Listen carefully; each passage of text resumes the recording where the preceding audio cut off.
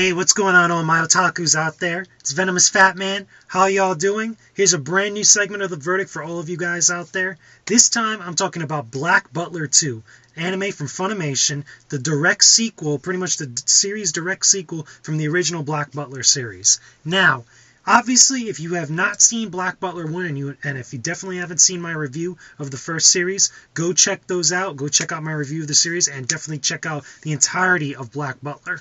Now, for those of you that have, and you're continuing on with this video, this series is pretty cool. Now, don't get me wrong.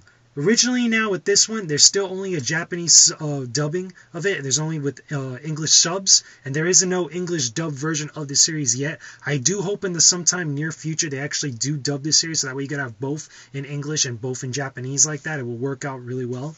But anyway, this series, what is the main story and what is going on with this? Direct sequel from the original Black Butler series. The events of what happened at the end of Black Butler 1, they lead directly into the beginning of Black Butler 2.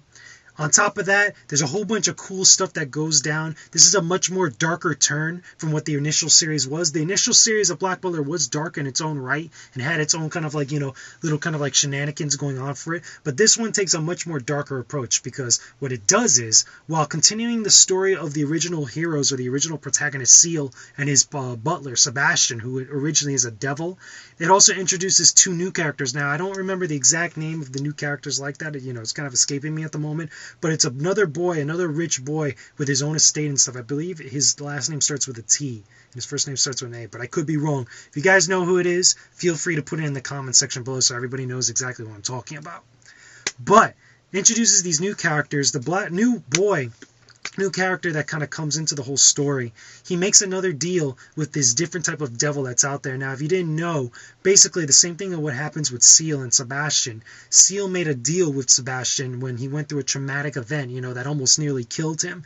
And he made a contract with him that Sebastian would be his utmost servant, do everything at his beck and call until he fulfills a specific mission or a specific deed that which he has to do. I'm not going to spoil it for you guys that haven't seen the original series or don't know too much about Black Butler, but there's a whole bunch of stuff that kind of they go into and a whole bunch of stuff that plays off one another. But the main kind of, selling point of this series is that there's two different butlers going at each other. You have Sebastian and Seal, being Sebastian's master. Then you have these two new guys, which is this new devil and his new boy that comes in with, with the whole rich estate or whatever. And the whole dynamic between the two, a whole bunch of like little dark secrets are revealed. It still has its own kind of play on fine society of what, high class society is, especially back in Victorian London. But it's a much more darker story than the original was. So I like it. I thought it was cool. It was a nice little transition. It was kind of a little bit half-baked the way they kind of, explains of how and why Seal is still alive. Again, I'm trying not to spoil the original series too much for those of you that haven't seen it. But I would wish that they could have maybe handled it a little bit better, maybe had a little bit much more things fleshed out and explained in a little bit much more different detail, or maybe taken even a different approach to it. Because the story goes, I read a little bit up about this, that originally Seal and Sebastian were not going to be in this series, that it was going to be a totally different character, a different cast of characters that are going down. However, because of such the fan outcry for having Seal and having established such a connection with Seal and Sebastian in the first series, the creators decided, you know what, we got to bring these characters back because everybody seems to love them. So they came up with some sort of way to kind of, bring them back into the main story and kind of go off from there. I do understand why they did it. I just feel it could have been done a little bit different, a little bit better. But everybody's entitled to their own opinion.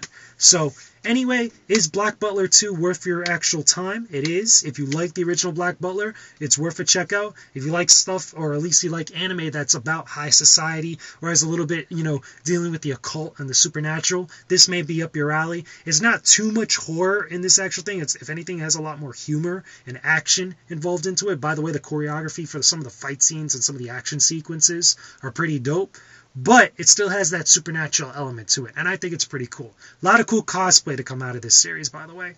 Anyway, Black Butler 2, check it out. It's pretty good. Leave your comments and video responses, guys. I don't mind. Just keep it civil. Let me know what you guys think of Black Butler 2. If you like the original Black Butler, if you think this series is better than the first, or vice versa, some of your favorite, moments of this series, let me know. Put it in the comment section below, and I'll talk to you guys again soon. So, I'm VFM. This has been your verdict. Take it easy, everybody. Stay epic, people.